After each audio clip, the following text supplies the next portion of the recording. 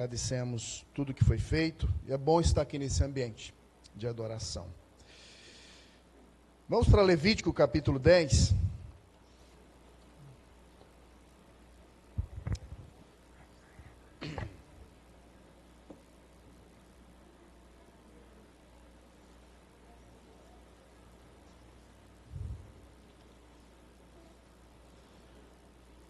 Levítico capítulo 10, nós estamos numa série de mensagens, capítulo a capítulo, aprendendo sobre um povo santo, vida santa para um Deus santo.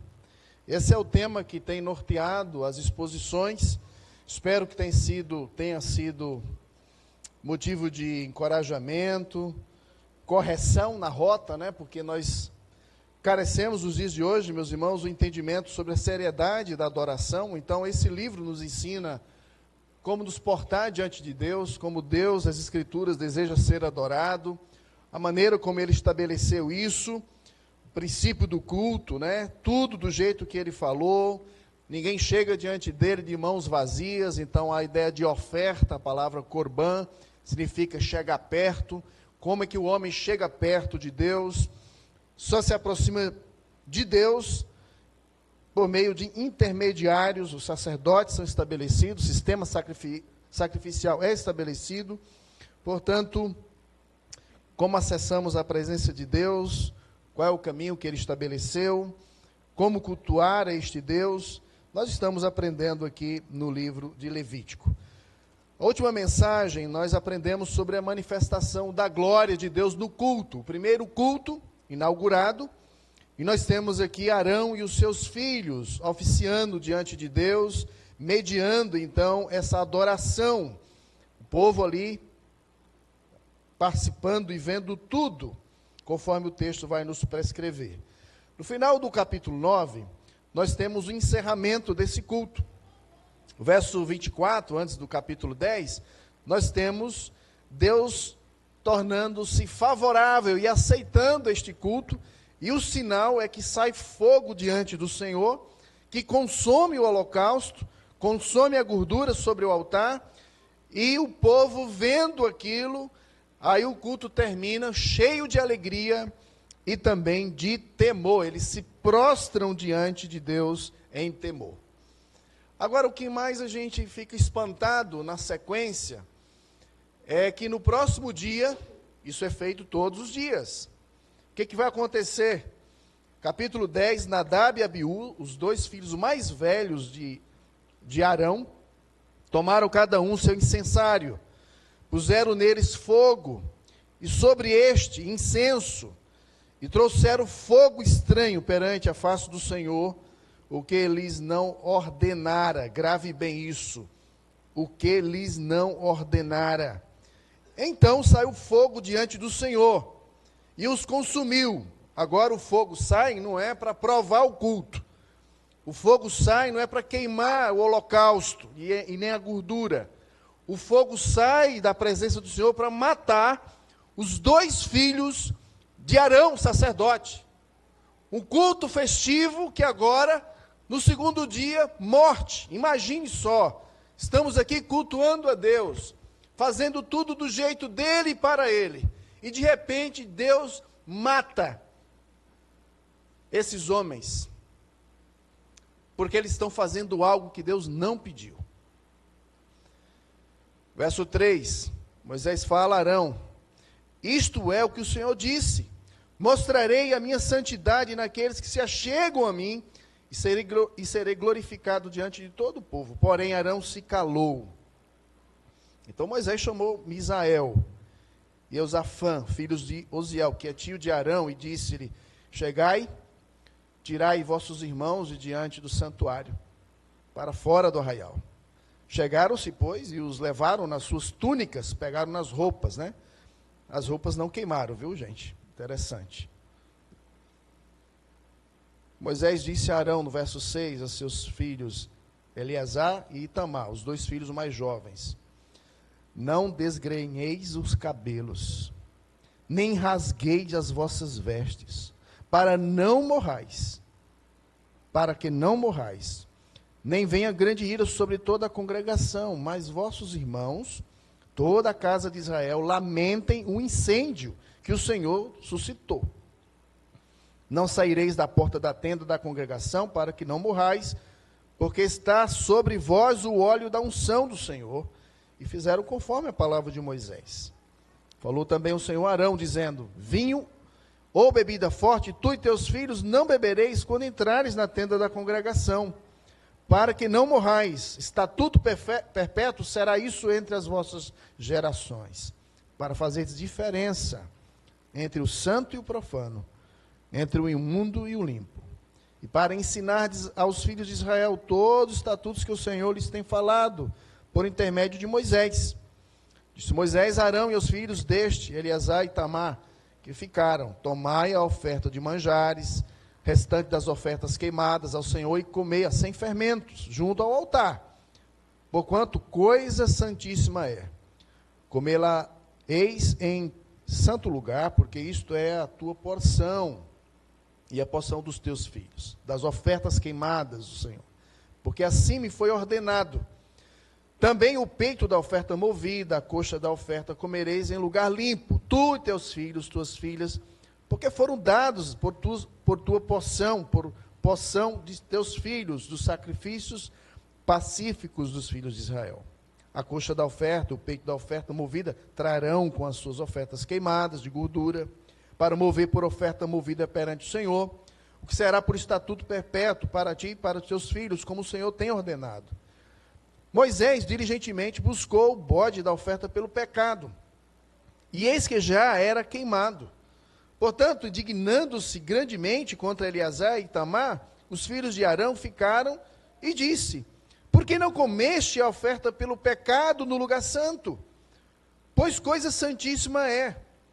E o Senhor a deu a vós outros, para levardes a iniquidade da congregação, para fazeres expiação por eles de diante do Senhor. Eis que desta oferta não foi trazido o seu sangue para dentro do altar, do santuário. Certamente devíeis tê-la comido no santuário, como eu tinha ordenado. Respondeu Arão a Moisés: eis que hoje meus filhos ofereceram a sua oferta pelo pecado e o seu holocausto perante o Senhor, e tais coisas me sucederam. Se eu hoje tivesse comido a oferta pelo pecado, seria isso, porventura, aceito aos olhos do Senhor? O que, ouvindo Moisés, deu-se por satisfeito. Senhor, tua palavra, ela é lida diante de nós. Nós entendemos que ela é viva, que ela é eficaz, que apesar de parecer que esse assunto não tem nada a ver conosco, nós entendemos por meio da tua palavra que toda a escritura é inspirada e é útil para o ensino, para a repreensão, correção e justiça, educação na justiça. Então, toda a tua palavra, incluindo esse texto, sim, é instrutivo para todo o teu povo, para a tua igreja. Nessa noite, então, pedimos que o Senhor ajude-nos a ter um coração que acolhe a tua palavra. Ajuda-nos a ter, ó Deus, a interpretação correta da tua palavra. E que a glória seja manifesta entre nós por meio da tua palavra, onde o encontro acontece e as nossas vidas são transformadas. Então, Senhor, sê propício a nós, pecadores, e fala ao teu povo, por misericórdia. Por favor, Senhor, fala ao teu povo, fala à tua igreja, mostra-se santo. À medida que nós, ó Deus, caímos de joelhos, clamando misericórdia, porque somos pecadores. Mas obrigado, porque Jesus Cristo já adentrou o véu e rasgou, e o acesso, ó Deus, está pronto e preparado, de modo que é por meio dele que nós estamos aqui para te oferecer adoração. E é por meio da fé que nós fazemos isso. Aceita o nosso culto, em nome de Jesus. Amém. Meus irmãos, tragédia e triunfo são inseparáveis na Bíblia. No primeiro dia do ministério sacerdotal de Arão, seus filhos morrem. E eles morrem por falhar, por infringir a lei de Deus quanto a organização do culto como ele prescreveu o culto que ele gostaria de receber. Quando a gente olha no cenário moderno, nosso contexto de culto, nosso contexto de igreja, nosso contexto de evangélicos, nós percebemos em muitas igrejas a visão bíblica do juízo de Deus, ela tem sido convenientemente esquecida. O juízo de Deus parece um assunto longe de nós. Apreciamos olhar para Deus como Deus de amor, o Deus de graça, o Deus que é obrigado a nos perdoar, é obrigação dele nos perdoar, como alguns dizem. Nós pecamos e vamos pecar, e daí? Deus é obrigado a nos perdoar, então vamos pecar. E as pessoas, de modo geral, incluindo o seu povo, meus irmãos, têm esquecido e têm deixado de considerar que o juízo de Deus ainda está atuando nos dias de hoje. O padrão esquecido por esses dois homens, que por muito tempo têm acompanhado a manifestação da glória de Deus. Eles dois tiveram o privilégio de subir com Arão e Moisés no Monte Sinai. O finalzinho de Êxodo termina mostrando isso. Esses dois homens tiveram já um vislumbre da glória, da majestade de Deus. Mas por algum motivo eles se perderam. Por algum motivo eles foram tomados por qualquer outra manifestação, motivação, e tratou o culto ao Senhor de uma forma vil, de uma forma desrespeitosa, irreverente. Será que eu e você, meus irmãos, não somos acusados em nossos cultos de ter uma atitude desta? De cultuarmos a Deus e termos um encontro com Ele, mas nós chegamos aqui despreparados, de qualquer jeito, de qualquer maneira, às vezes atrasados, às vezes mal vestidos, mal preparados, noites mal dormidas, o dia todo assistindo tudo e a todos, a alma ensaboada, envenenada com esse mundo, e esse culto não é apresentado de modo prazeroso a Ele. Será que passa pela nossa mente que Deus continua sendo um Deus também de juízo, e Ele estabelece o padrão que Ele quer aceitar a nossa adoração? Hoje à noite nós vamos falar que a adoração exige obediência. Deus quer ser adorado, mas adorado do jeito dEle, da maneira dEle, com os preceitos dEle. E de vez em quando, meus irmãos, Deus age de uma forma para estabelecer o padrão de sua santidade. O texto correlato no Novo Testamento tem a ver com Atos, quando a igreja nasce, e aquele ambiente festivo, de alegria, de comunhão, de muita bênção, e aquele ambiente tão gracioso que irmãos generosos passam a perceber a situação da igreja, porque vieram gente de todas as partes do mundo para a festa de Pentecostes, muita gente em Jerusalém, muita gente sem recurso, que ficaram ali porque foram salvos. E aí alguns cheios de posse, abre o seu coração com generosidade, vende e entrega nas mãos dos apóstolos, estes então distribuem, socorrem, e um casal tramaram uma situação para se passar por generosos, e vieram cultuar a Deus, dizendo que tinha vendido uma propriedade, e então para arrancar elogios, para mostrar sua falsa piedade, foram fulminados também, na ocasião do culto. A esposa chega atrasada, né? Ficou se arrumando, e quando ela chega, diz: olha, teu marido já foi, tu vai também. Uf. Me parece que esses dois modelos na Escritura, Antigo e Novo Testamento, estão nos apontando um padrão. Uma cultura vai ser estabelecida. E a cultura estabelecida de adoração, esse povo tem que entender que é sério. Quanto mais nos aproximamos da santidade de Deus, mais cuidado, mais reverência, mais respeito. Levítico 10 nos apresenta esse episódio. poderoso e sério sobre o que acontece quando adoramos a Deus de maneira que não respeita a sua santidade. Nadab e Abiú, sacerdotes, filhos de Arão, eles ofereceram o fogo estranho, uma oferta sem autorização, e receberam o julgamento imediato. De modo que esse evento, meus irmãos, ele revela o caráter santo de Deus e a seriedade da adoração verdadeira, que sempre inclui obediência. Deus deseja ser adorado, e a adoração, ela é acompanhada de um coração que obedece. Lembre-se disso. Um coração obediente. Podemos ver isso de modo perfeito na pessoa de Jesus Cristo, porque Ele é este perfeito, Ele é este que obedece, este que se submete ao Pai.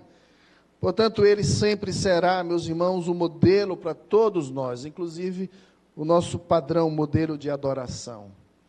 Jesus adorou o Pai em tudo, porque Ele era extremamente obediente. Obediente.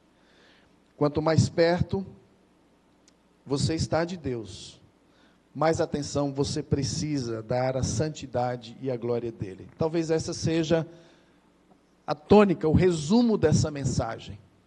Quanto mais você se aproxima de Deus, quanto mais acesso você tem a este Deus, quanto mais perto dEle, mais atenção você precisa dar à sua santidade e à sua glória. E eu quero mostrar isso de 3 maneiras. Deus abominando uma adoração que flui de um coração arrogante, de um coração independente. Adorar a Deus requer obediência. Em primeiro lugar, os versos iniciais do capítulo 10 apontam a narrativa do verso 1 e 2 do pecado de Nadab e Abiú. Fogo estranho de diante de Deus sai. Eles cometem provavelmente o pecado que já foi mencionado, e como confessar esse pecado diante de Deus, sacrilégio, pecar contra Deus, contra as coisas sagradas de Deus. Talvez a pergunta e a curiosidade de todos nós é: qual é a razão para Deus ser tão severo?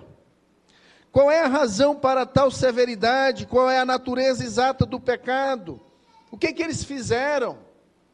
Alguns, quando olham para o texto na sequência e chegam no verso 8 e 9, entendem, que, pela regra aqui que é estabelecida veementemente na sequência, vinho ou bebida forte, tu e teus filhos não bebereis, quando entrares na tenda da congregação, para que não morrais, estatuto perpétuo, e ficou uma lei aqui para todos sempre. Não pode beber vinho e nem bebida forte, tu e os teus filhos. Então, alguns acham que esses 2 sacerdotes aqui entraram embriagados. Nós não sabemos. Nós não sabemos se eles decidiram agir segundo a sua própria vontade, apresentando esse fogo que Deus não havia ordenado, esse fogo que Deus não pediu, Deus não havia pedido. E tudo indica, meus irmãos, aqui essa atitude independente, essa postura autossuficiente, que revela esse coração que não compreende a santidade do serviço, e eles ignoram que o culto a Deus exige reverência e exige que o culto seja feito do jeito dele. Nós temos repetido aqui várias e várias vezes. O culto que nós prestamos a Deus é do jeito que Ele prescreve. Nas Escrituras, como é que Deus prescreve o culto a Ele? O que deve conter no culto a Deus? No Antigo e no Novo Testamento, o que é feito, que Deus se agrada, que Ele prescreve?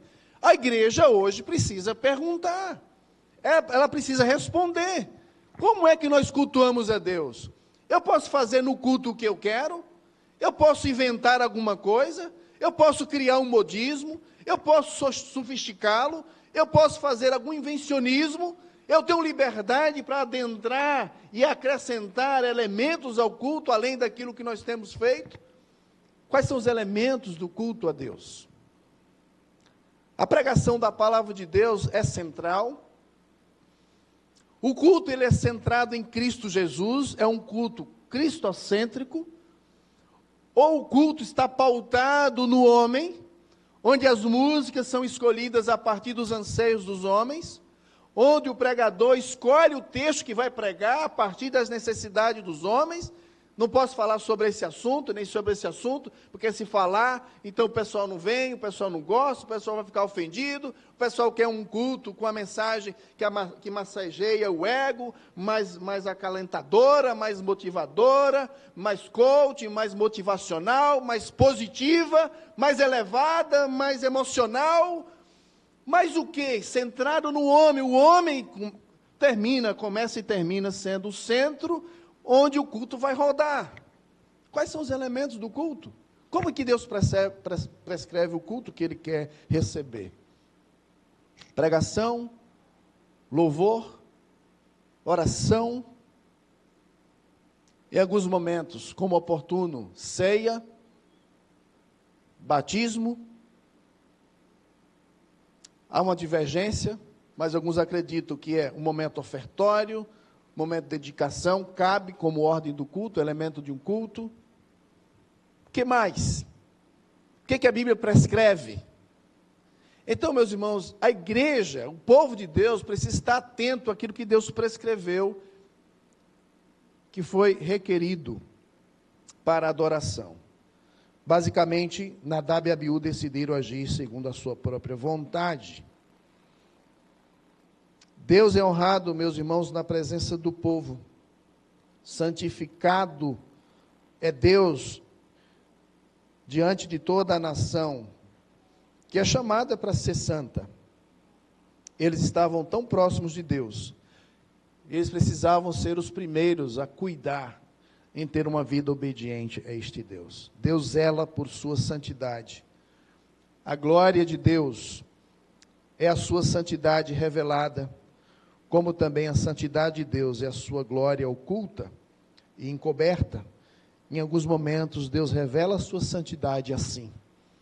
Não agiu conforme a minha vontade, eu quero o culto do meu jeito. E para padronizar, para dizer que é sério, Deus então estabeleceu esse ato, nesse culto oferecido a Ele. Quando a gente pensa no culto, eu quero sempre fazer algumas aplicações, mas principalmente uma aplicação centrada em Cristo. Como é que esse culto, ele aponta para a realidade de Cristo? Diferente de Nadab e Abiú, Jesus veio fazer a vontade do Pai, e não a sua própria vontade. João capítulo 6, e antes mesmo João capítulo 4, o evangelista João, ele enfatiza que a comida e a vontade de Jesus era fazer, a comida de Jesus era fazer a vontade do Pai sempre. Ontem nós estávamos no Projeto Esperança, aqui no SACESP, e aí, aqui na imediação da igreja, mercado do produtor, sempre tem pessoas pedindo, com necessidades. Nós estamos num contexto também onde muitas pessoas também têm seus vícios, suas dependências, suas lutas reais, e nós não falamos o contrário disso. Então, quando eu estava chegando, deixei os meninos, e aí na porta já tem alguém que já procura logo saber quem é o pastor, né? E aqui, graças a Deus, já tem uns dois aqui que já, eu só digo, eu vos envio, vão, né? vão lá falar. E aí na porta chegou o Robinho e o Cleudi. Graças a Deus. Se virem aí, Deus abençoe vocês, né? E eu fiquei tranquilo. De repente, ele está lá na porta, né? Eu quero falar com o pastor. Eu lá, vai, meu Deus, me ajude. Né? E aí, ouvi toda aquela manifestação de piedade, né? De franqueza com a realidade dele, da família, está com fome. 2 meses na cidade, os meninos estão passando fome, e eu estou aqui com esse carrinho, com essa pá e com essa enxada. O que tem que fazer aqui? Que eu preciso comer, eu preciso levar comida para minha casa. O que tem que fazer aqui? Eles têm muita coisa para fazer, né? E aí vai história, vem, história vai, e o pastor Valdir está ali de bobeira. Pastor Valdir, vem cá. O pastor Valdir se aproxima. Para a gente também, não quer ser injusto, né? nosso coração se fecha às vezes, a gente já foi decepcionado várias vezes. Aí, todas as vezes eu faço isso, eu quero ir na sua casa. Eu quero ir lá e orar com você lá. Não vou só resolver o seu problema, eu quero ir lá. Você aceita ir lá? Não, pode ir lá em casa. Depois nós vamos lá. Vamos ver esse negócio. A gente quer lhe ajudar, não é só agora. A gente quer entender para uma ajuda, né, consistente. E aí, depois deixa eu trabalhar logo aqui, você me dá alguma ajuda aí. Não, você não está com fome? Você não deixou o filho com fome em casa? Nós vamos fazer a compra do alimento. E aí, chamei o pastor Valdir, fomos lá para o supermercado, entrou no carro, já ficou empolgado, né? Entramos no supermercado, digo, faz aí o que é básico para você. E aí, muito feliz, foi pegando a farinha, pegou tal, fizemos a compra e fomos lá para a casa deles. Casa muito humilde, não muito habitável. E a gente começa a ver a realidade das pessoas, aquilo que a gente não vê no nosso dia a dia. Situação difícil, que envolve vícios, certamente, que envolve tantas coisas. E aí o pastor Valdir evangelizando no caminho, e quando eu cheguei, na saída antes de orar, eu disse, assim como você, Jesus também tinha fome. Uma certa vez ele estava voltando de uma viagem, e ele parou num poço com fome, e os seus discípulos foram comprar comida. Os discípulos foram comprar comida, e quando chegaram, encurtando a história, ficaram desconfiados, Jesus já tinha comido. E Jesus disse, sim, uma comida eu tenho para comer. E essa comida é fazer a vontade de Deus. Então eu falei para o Franklin,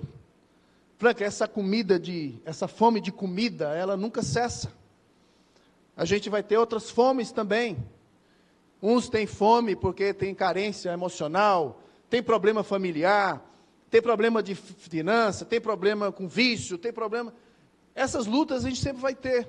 Mas tem uma fome aí que só Jesus pode te dar. Eu entrei com o Evangelho. Meus irmãos, Jesus Cristo, ele tem essa fome de agradar a Deus, de obediência a Deus. Meus queridos, isso está no cerne da adoração. Adorar não é vir aqui. Adorar não é participar de um culto. Adorar envolve a nossa vida. Envolve tudo o que somos e fazemos. O próprio Cristo Jesus, ele nos ensina como ser obediente e submisso, colocando a vontade de Deus acima das suas necessidades reais, como comida, como água. Ora, Jesus não tinha sede? Tinha sede. Ele pede da mulher, me dá dessa água aí. Eu estou com fome, os discípulos foram comprar comida. Mas ele tinha uma prioridade, fazer a vontade do Pai. Meus queridos, em vez de uma adoração autossuficiente, sempre pautada nos nossos caprichos, nossas vontades e prazeres, Jesus Cristo nos ensina que o culto deve sempre espelhar essa entrega obediente, uma vida completa que depende do Pai, Nós precisamos lembrar disso, meus irmãos.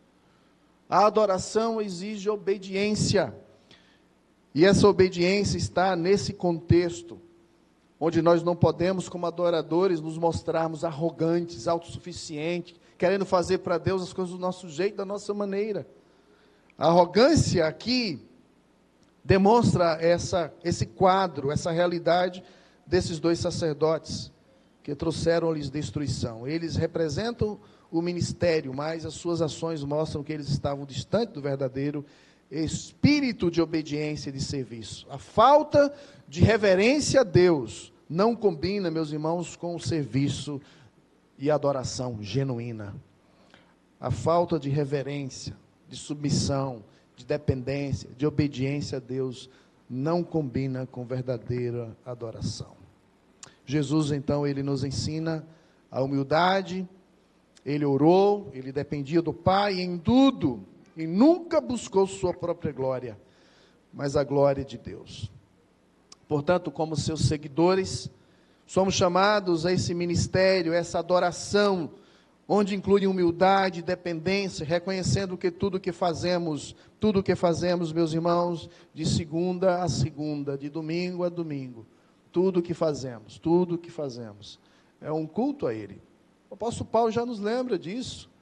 Antes vocês não entregavam o corpo de vocês para os ídolos, para o mundão, para a satisfação pessoal, para o pecado, os membros de vocês não era para o pecado, ofereçam a Deus como sacrifício vivo, santo e agradável a Ele. Tudo que nós fazemos, permeado de obediência. Nosso serviço deve refletir o caráter de Cristo, porque é Ele que nos qualifica. E Ele que nos qualifica para adorá-lo da maneira correta. Sem Jesus nada podemos fazer, meus irmãos. Então, o desejo de santificar e glorificar ao Senhor deve estar acima da nossa gratificação, deve estar acima da nossa autopromoção, deve estar acima do nosso conforto, das nossas preferências. Culto a Deus é primazia a Ele. Isso permeia um coração cheio de obediência. Em segundo lugar, dos versos 3 a 7, nós temos a santidade exigida aqui da parte de Deus. A santidade de Deus exige a reverência, obediência e reverência. A santidade de Deus não permite a desobediência. A desobediência, meus irmãos, nós já sabemos qual é o fruto, né? O padrão do pecado é desobedecer, porque afronta a Deus sua santidade e a consequência é morte, né? Gera morte. Mas o padrão da adoração, ele não permite, meus irmãos, que a gente seja seletivo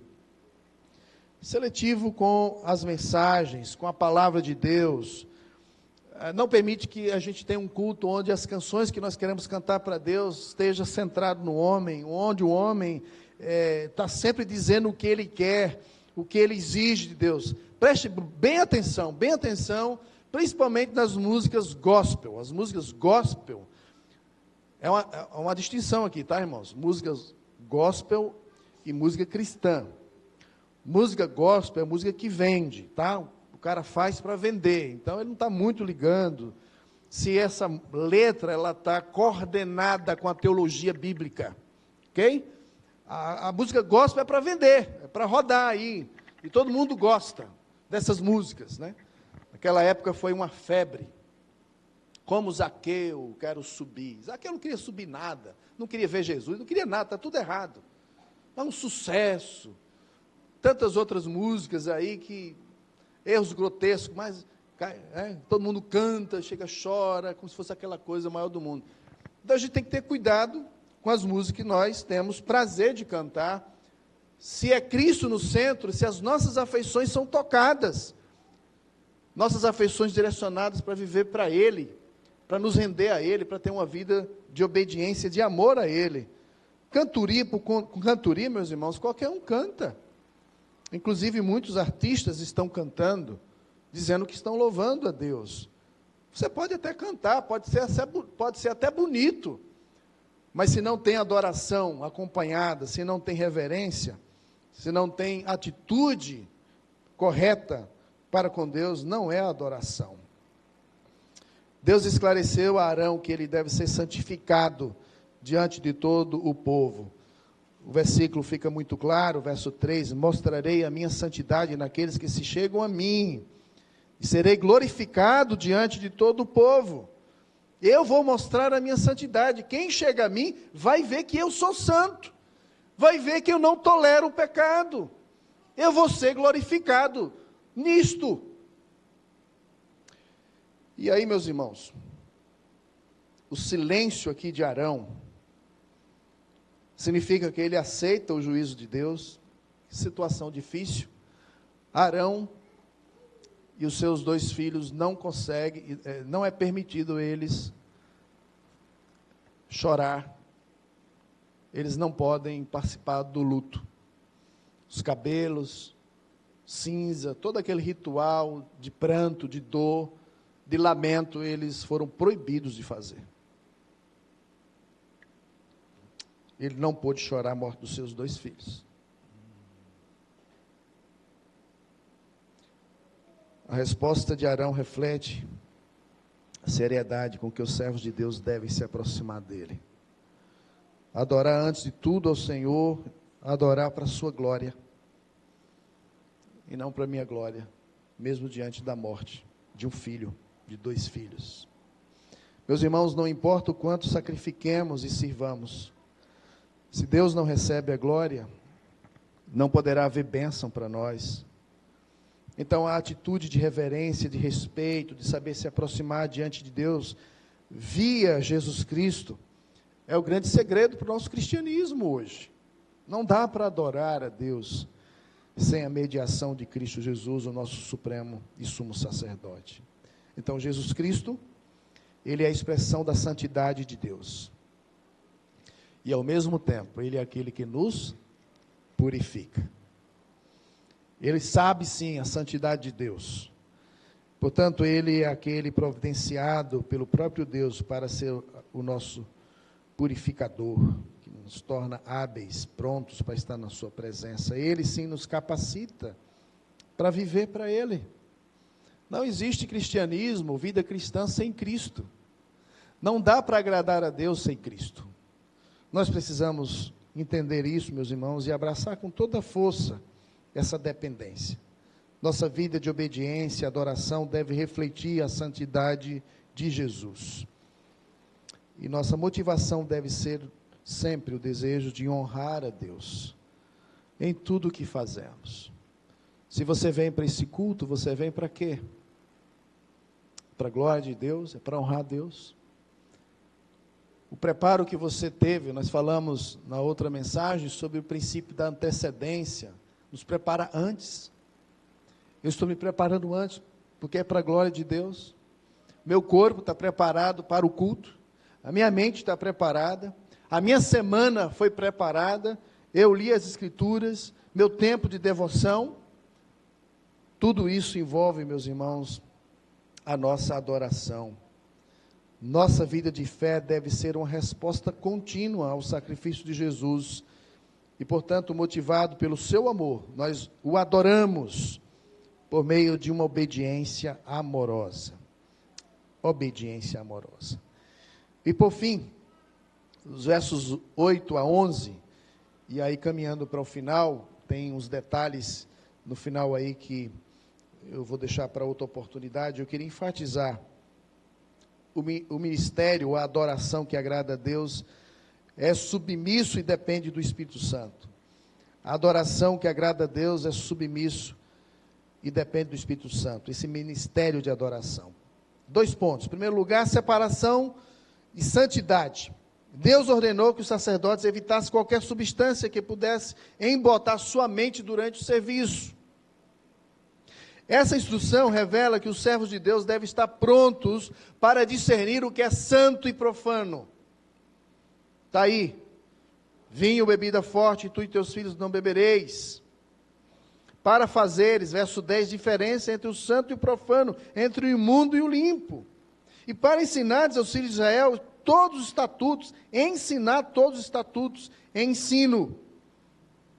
Você tem aí esse vislumbre do Espírito Santo aqui no texto, porque no Novo Testamento nós temos essa ordem: enchei-vos não de vinho, não de bebida, mas do Espírito Santo. Não seja dirigido, governado, dirigido por outrem que não seja o Espírito Santo. É o Espírito Santo, meus irmãos, que nos ajuda a discernir o que é santo e profano, como ter uma vida santa, uma vida certa, uma vida sóbria, uma vida que a gente saiba distinguir: isso aqui não faz bem, ei, essa mídia aqui não ajuda, ei, vou fazer um jejum desse trem aqui que está me dominando. É o Espírito Santo que nos dirige. A adoração a Deus é submisso ao Espírito Santo. O Espírito Santo nos ajuda a discernir que deve manter uma vida sóbria, sensibilidade espiritual diante do pecado, do erro, do engano. É o Espírito Santo, meus irmãos. Como ser cheio do Espírito Santo? Leia Efésios capítulo 5, Colossenses capítulo 3, e você vai ter a resposta. Nós nos enchemos do Espírito Santo, meus irmãos, nos enchendo da palavra. O Espírito Santo usa uma espada, e a espada é o que, irmãos? A espada do Espírito é o quê? A palavra. Efésios capítulo 6 diz que é a palavra. O Espírito Santo não vai usar outra ferramenta. Então, se a sua mente é vazia da palavra, e um grande incentivo, nós estamos ouvindo juntos o Novo Testamento, entramos agora em Lucas, tem um versículo para ser memorizado, versículo-chave, o pastor Rômulo está incentivando o tempo todo, vai lá ver quem está fazendo isso. Aí eu quero ter vida santa, não tenho tempo para a palavra, não leio as Escrituras, passo horas e horas ouvindo tudo mais, e eu quero ter vida santa, eu quero ter sobriedade, eu quero saber discernir o pecado, o mal. Como, meus irmãos? Como? Como adorar a Deus? Como ter prazer no culto? Como ter prazer no serviço? Como ter prazer na evangelização?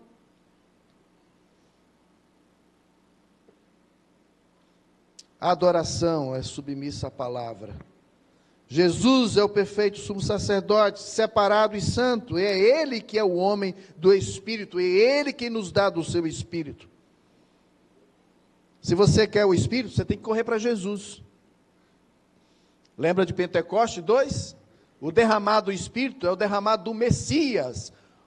O Cristo ressurreto está derramando o Espírito em quem crê nele. Jesus perdoa pecados e envia o Espírito Santo para habitar no pecador. E esse Espírito então dirige esse pecador. Nós adoramos em espírito e em verdade. Em espírito e em verdade. Meus irmãos, em nosso serviço devemos buscar essa mesma sensibilidade. Permitir que o Espírito Santo nos guie em cada ação, cada decisão. Mas em segundo lugar, dependência total de Deus, respeito à palavra. Nós temos o Espírito e temos palavra. Deus exige um serviço sem autossuficiência, feito em total confiança e respeito à sua palavra. Respeito à sua palavra. Meus irmãos, a gente está acostumado com culto, a gente está acostumado com esse negócio de Bíblia, acostumado com esse negócio de louvor, acostumado com esse negócio de igreja, acostumado com esse negócio de evangelho, e a gente caiu no costume, e a gente está tratando as coisas de Deus de forma equivocada, errada. Pensa bem, se a gente entende que o culto é um encontro com Deus, e que está claro na sua mente que a palavra de Deus está no centro, ela sendo cantada, e ela sendo pregada, Deus está falando do início ao fim. Se o culto começa às 19 horas, o culto termina quando termina, às vezes 8h30, às vezes 8h40, às vezes 9h. Hoje acho que vai terminar mais cedo. Qual é a hora mais importante do culto? Hã? Olha, é a hora de quê? É a hora de pregar a palavra. Essa é a hora mais importante. Mas é importante o início, porque nós saudamos Ele. Imagine, meus irmãos, olha os compromissos nossos. Nós vamos dar aqui uma boa noite, uma graça e paz, e vamos logo falar com quem? Fala com Deus, Ele está aqui presente. Nós não marcamos o encontro, não foi com Ele? Você marcou o encontro, foi com o seu irmão? Você marcou o encontro, foi com o seu pastor? Foi com o diácono? Com quem foi que você marcou o encontro para vir aqui?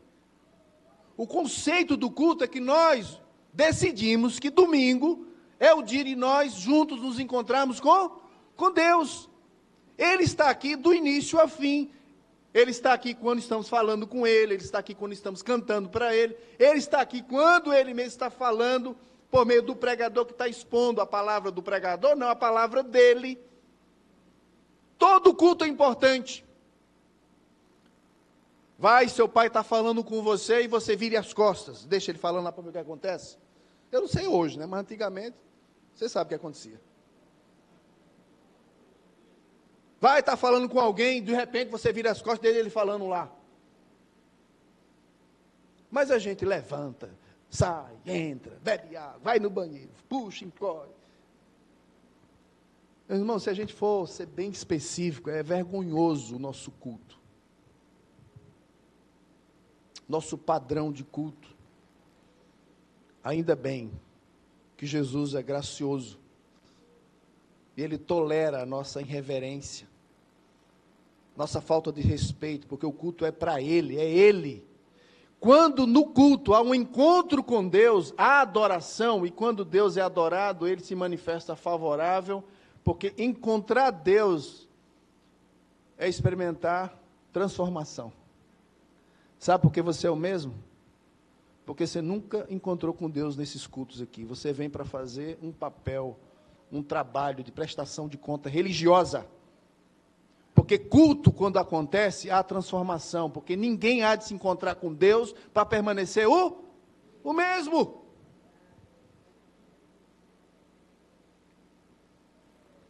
A palavra de Deus, meus irmãos, deve ser tratada com todo respeito e reverência. Nós precisamos dar um basta nessa nossa cultura, em que essa nova geração não trata bem ninguém, as autoridades não são respeitadas, os pais, a mãe pode falar, o professor, o policial, seja quem for, aí as autoridades. A palavra de Deus é autoridade.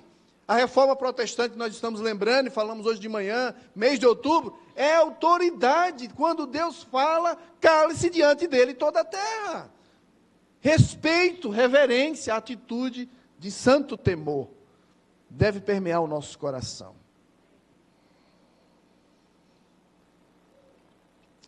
Jesus viveu na palavra e viveu pelo poder do Espírito.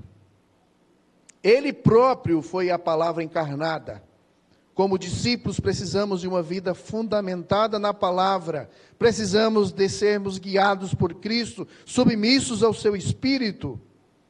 Jesus já disse aqui também, João 15:5, sem mim nada podeis fazer. Ele é, irmãos, nossa fonte de poder e graça.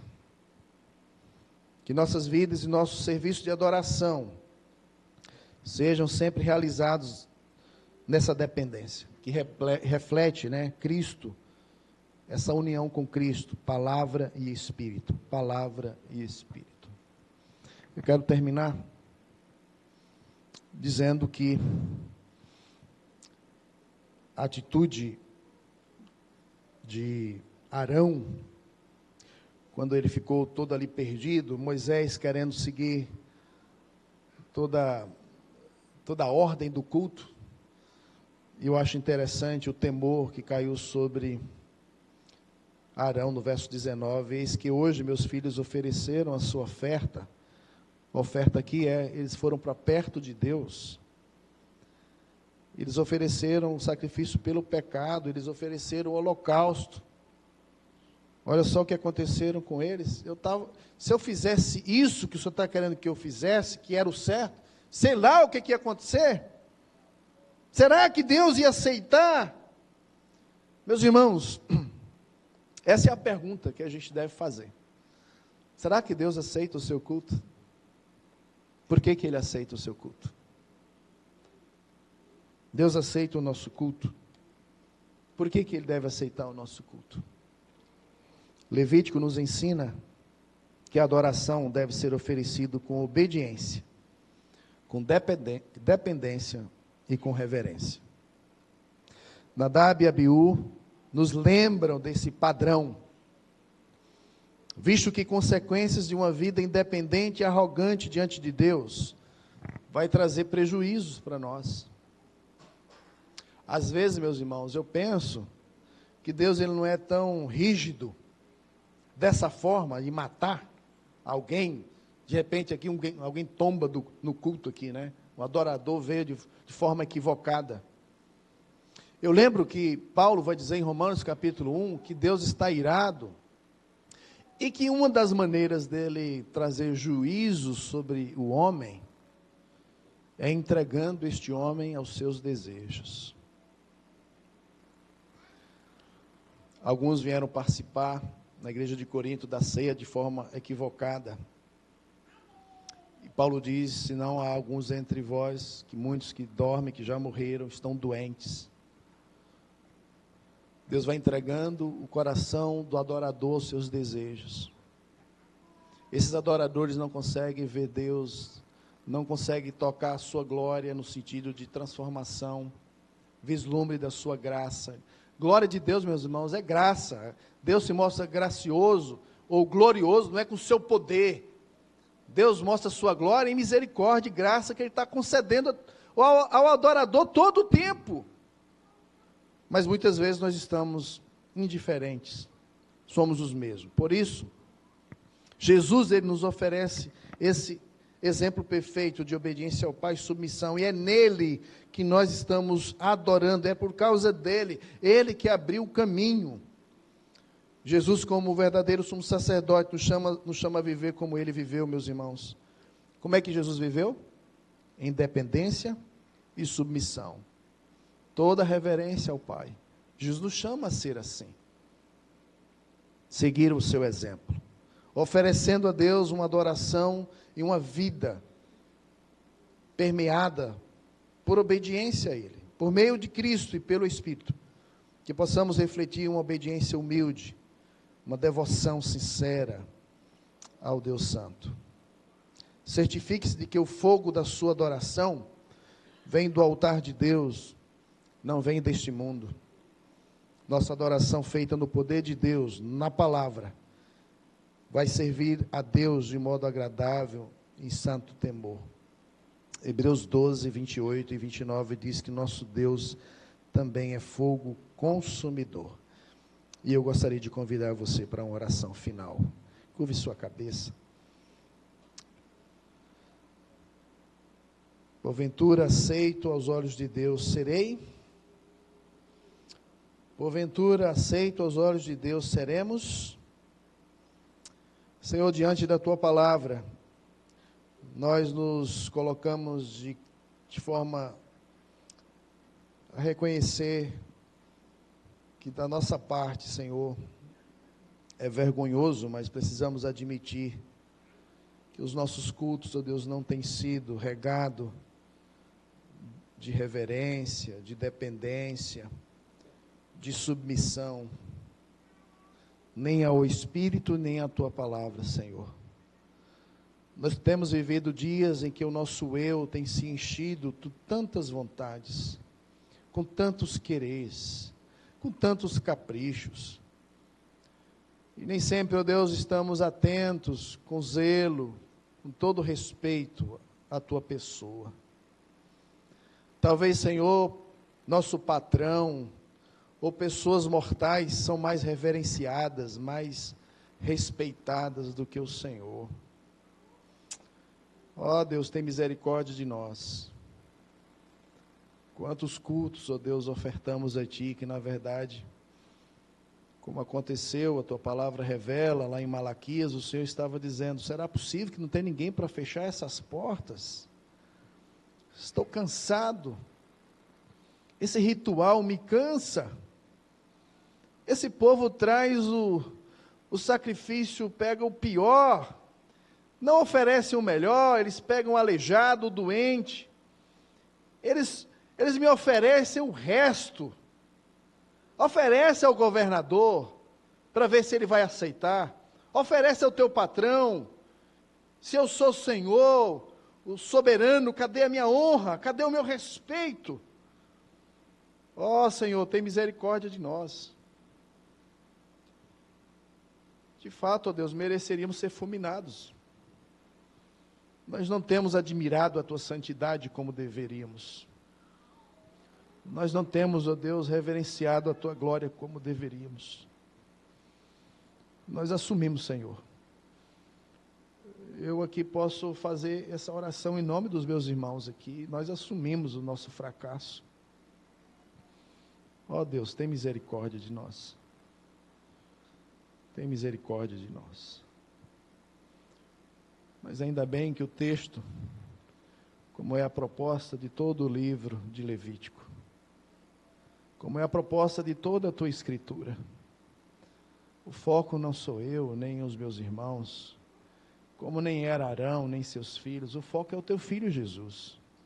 Ele é o homem perfeito, Ele é o sacerdote perfeito, Ele viveu perfeita obediência, Ele sim foi reverente, Ele se submeteu ao Espírito, à palavra em todo o tempo.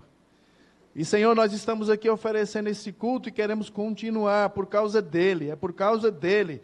Por isso, Senhor, nos ajude a cantar sobre Ele. Senhor, nos ajude a vir aqui por causa dEle. Nos ajuda, Senhor, até a nossa vida comprometida por causa dele, por causa de Jesus, que perdoou os nossos pecados, que nos limpou, que nos lavou, e que a condenação eterna não cairá mais sobre nós, porque Jesus é o teu perfeito, e nós estamos nele. Ó Deus, nos dê essa motivação, por causa de Jesus, por causa de Jesus, por causa dele, o teu Filho amado. Nos ajuda, Senhor, a ter um culto alegre, um culto, ó Deus, festivo, da alma, um culto em que nós, ó Deus, nos entendemos como somos, quebrados, falhos, pecadores, mas que contemplamos e recebemos da tua majestade e glória, onde somos transformados de glória em glória, transformados de glória em glória. Senhor, ajuda-nos a andar assim, confiados em Jesus, nos méritos dele.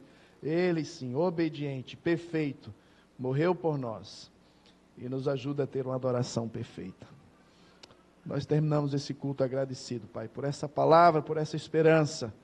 Seja motivadora para